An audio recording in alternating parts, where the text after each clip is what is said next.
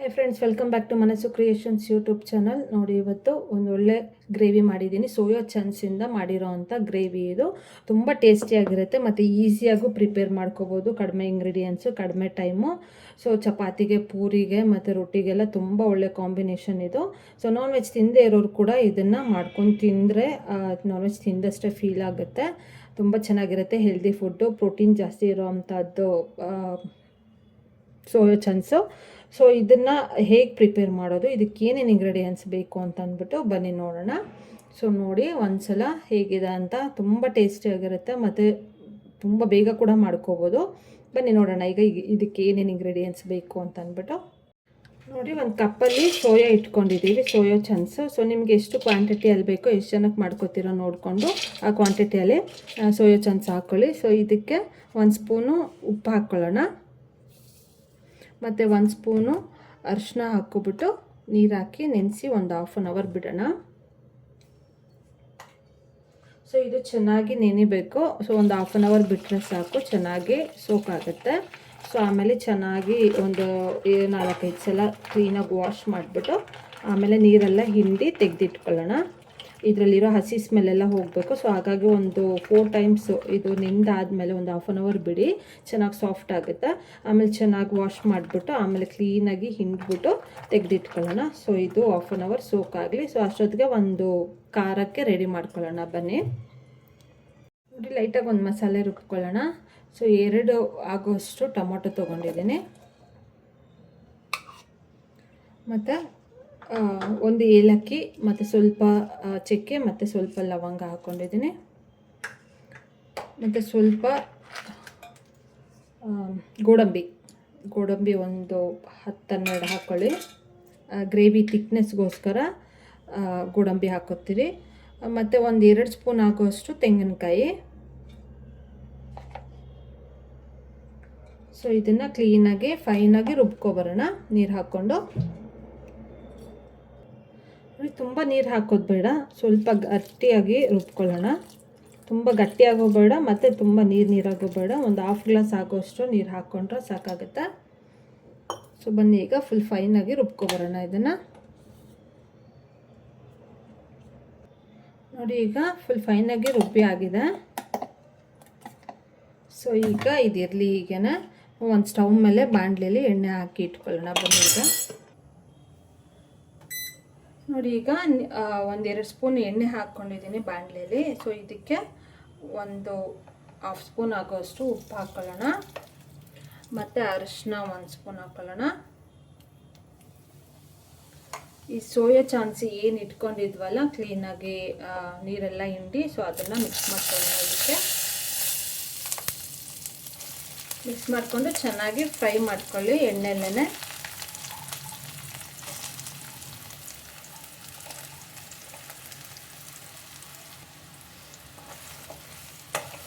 ಸ್ವಲ್ಪ ಹೈ ಫ್ಲೇಮಲ್ಲೇ ಇಟ್ಕೊಂಡು ಚೆನ್ನಾಗಿ ಮಿಕ್ಸ್ ಮಾಡ್ಕೊಳ್ಳಿ. ಸ್ವಲ್ಪ ಕಲರ್ ಚೇಂಜ್ ಆಗೋವರೆಗೂ ಒಂದು 2 ಮಿನಿಟ್ಸ್ ಹಾಗೆ ಹುರ್ಕೊಳ್ಳಿ ಇದನ್ನು.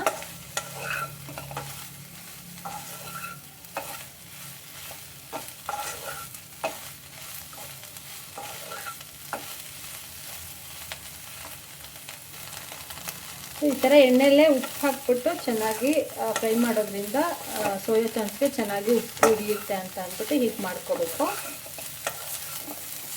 ಸೊ ಇದು ತುಂಬ ಟೇಸ್ಟಿಯಾಗಿರುತ್ತೆ, ಹೆಲ್ತ್ಗೂ ತುಂಬ ಒಳ್ಳೆಯದು. ಸೋಯಾ ಚಂಕ್ಸು ಪ್ರೋಟೀನ್ಸು ಜಾಸ್ತಿ ಇರುತ್ತೆ ಮತ್ತು ನಾನ್ ವೆಜ್ ತಿನ್ನದೇ ಇರೋರು ಈ ಥರ ಮಾಡ್ಕೊಂಡು ತಿನ್ಬೋದು.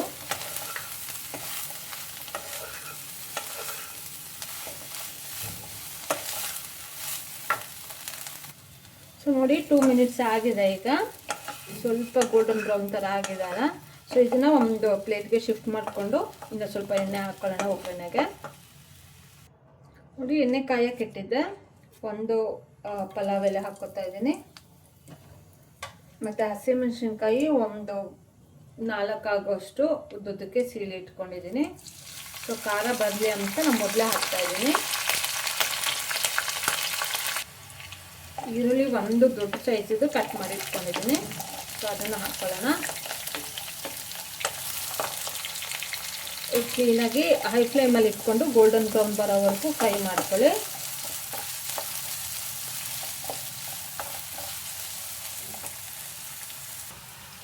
ನೋಡಿ ಈರುಳ್ಳಿ ಎಲ್ಲ ಗೋಲ್ಡನ್ ಬ್ರೌನ್ ಆಗಿದೆ. ಸೊ ಈಗ ಶುಂಠಿ ಬೆಳ್ಳುಳ್ಳಿ ಪೇಸ್ಟು 1 ಸ್ಪೂನ್ ಹಾಕೊಳ್ಳೋಣ.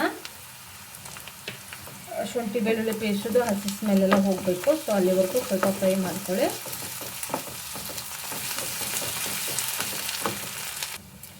ಈಗ ಹಸಿ ಸ್ಮೆಲ್ಲೆಲ್ಲ ಹೋಗಿದೆ. ಇವಾಗ ಏನು ಖಾರ ರುಬ್ಬಿಟ್ಕೊಂಡಿದ್ವಲ್ಲ ಮಸಾಲೆ, ಸೊ ಅದನ್ನು ಹಾಕ್ಕೊಳ್ಳೋಣ. ನೀವು ಫುಲ್ ಹಣ್ಣಾಗಿರೋ ಅಂಥ ಟೊಮಟೊ ತೊಗೊಳ್ಳಿ ಫ್ರೆಂಡ್ಸ್, ಚೆನ್ನಾಗಿರುತ್ತೆ. ಸೊ ಇದು ಸ್ವಲ್ಪ ಹಣ್ಣಾಗಿರಲಿಲ್ಲ, ಸ್ವಲ್ಪ ಕಾಯಿ ಇತ್ತು. ಸೊ ಫುಲ್ ಹಣ್ಣಾಗಿರೋದು ತೊಗೊಳ್ಳಿ, ಚೆನ್ನಾಗಿರುತ್ತೆ. ಸೊ ಇದೆಲ್ಲ ಹಸಿಯಾಗೆ ರುಬ್ಕೊಂಡಿರೋದ್ರಿಂದ ಟೊಮೊಟೊ ಅವೆಲ್ಲ ಹಸಿಯಾಗೆ ರುಬ್ಕೊಂಡ್ವಲ್ಲ, ಸೊ ಅದು ಸ್ವಲ್ಪ ಹಸಿ ಸ್ಮೆಲ್ಲೆಲ್ಲ ಹೋಗಬೇಕು. ಸೊ ಅಲ್ಲಿವರೆಗೂ ಸ್ವಲ್ಪ ಫ್ರೈ ಮಾಡ್ಕೊಳ್ಳಿ. ಇದನ್ನು ಹೈ ಫ್ಲೇಮಲ್ಲಿ ಇಟ್ಬಿಟ್ಟು ತಟ್ಟೆ ಮುಚ್ಚಿ ಇಟ್ಬಿಡಿ. ಸೊ ಒಂದು 2 to 3 ಮಿನಿಟ್ಸು ಹಾಗೆ ಇದು ಬಾಯ್ಲ್ ಆಗಲಿ. ನೋಡಿ 2 ಮಿನಿಟ್ಸ್ ಆದಮೇಲೆ ಸೊ ಥಿಕ್ನೆಸ್ ಬಂದಿದೆ, ಹಸಿ ಸ್ಮೆಲ್ಲೆಲ್ಲ ಹೋಗಿದೆ ಟೊಮೊಟೊದು. ಸೊ ಈಗ ಸ್ಪೈಸಸ್ ಹಾಕ್ಕೊಳ್ಳೋಣ. ಸೊ ಮೊದಲಿಗೆ ಧನಿಯಾ ಪೌಡರು 1 ಸ್ಪೂನ್ ಹಾಕ್ಕೊಳ್ಳೋಣ. ಮತ್ತು ಗರಂ ಮಸಾಲ 1 ಸ್ಪೂನ್ ಹಾಕ್ಕೊಳ್ಳೋಣ.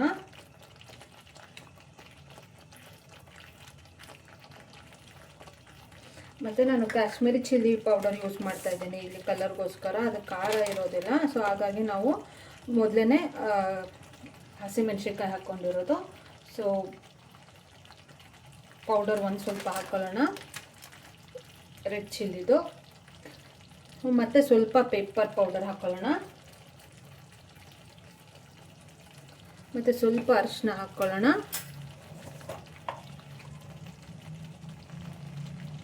ಸೊ ಇದೆಲ್ಲ ಚೆನ್ನಾಗಿ ಒಂದ್ಸಲ ಮಿಕ್ಸ್ ಮಾಡ್ಕೊಳ್ಳಿ. ಈ ಸ್ಪೈಸಸ್ದೆಲ್ಲ ಹಸಿ ಸ್ಮೆಲ್ ಹೋದಷ್ಟು ರುಚಿ ಜಾಸ್ತಿ ಬರುತ್ತೆ. ಸೊ ಲೋ ಫ್ಲೇಮಲ್ಲಿ ಇಟ್ಕೊಂಡು ಈ ಹಸಿ ಸ್ಮೆಲ್ಲೆಲ್ಲ ಹೋಗೋವರೆಗೂ ಸ್ವಲ್ಪ ಫ್ರೈ ಮಾಡ್ಕೊಳ್ಳಿ.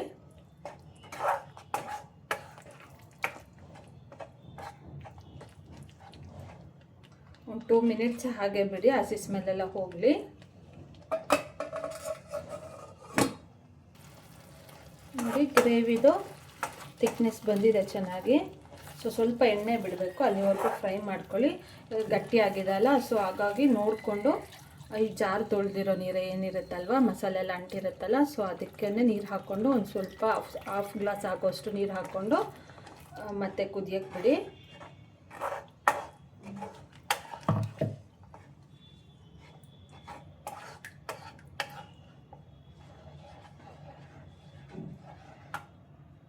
ನೋಡಿ ಈಗ ಕುದಿ ಬರ್ತಾ ಇದೆಯಲ್ಲ, ಸೊ ಈ ಟೈಮಲ್ಲಿ ಸೋಯಾ ಚಂಕ್ಸ್ ಏನು ಫ್ರೈ ಮಾಡಿ ಇಟ್ಕೊಂಡಿದ್ವಲ್ಲ ಅದನ್ನು ಹಾಕ್ಕೊಳ್ಳೋಣ.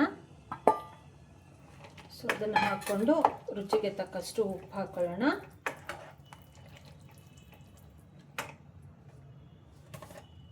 ಉಪ್ಪು ನೋಡಿಕೊಂಡು ಹಾಕ್ಕೊಳ್ಳಿ. 1 ಸ್ಪೂನ್ ಉಪ್ಪು ಮತ್ತು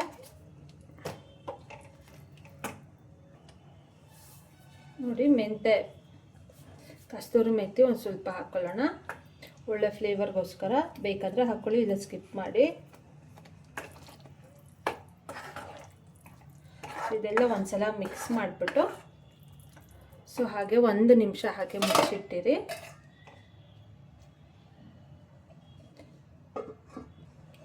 ಫ್ರೆಂಡ್ಸ್ ಈಗ ನೋಡಿ ಗ್ರೇವಿ ರೆಡಿ ಆಗಿದೆ.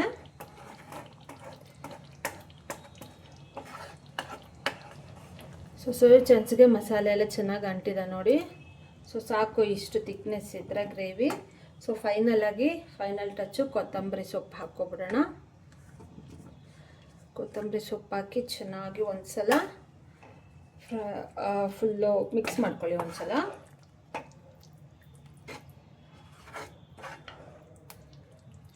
ಸೊ ನೋಡಿ ರೆಡಿ ಆಗಿದೆ. ಚಪಾತಿ, ರೊಟ್ಟಿ, ಪೂರಿಗೆಲ್ಲ ತುಂಬ ಚೆನ್ನಾಗಿರುತ್ತೆ ಇದು ಟೇಸ್ಟು. ಸಿಂಪಲಾಗೂ ಮಾಡ್ಕೋಬೋದು, ಬೇಗನೂ ಮಾಡ್ಕೋಬೋದು.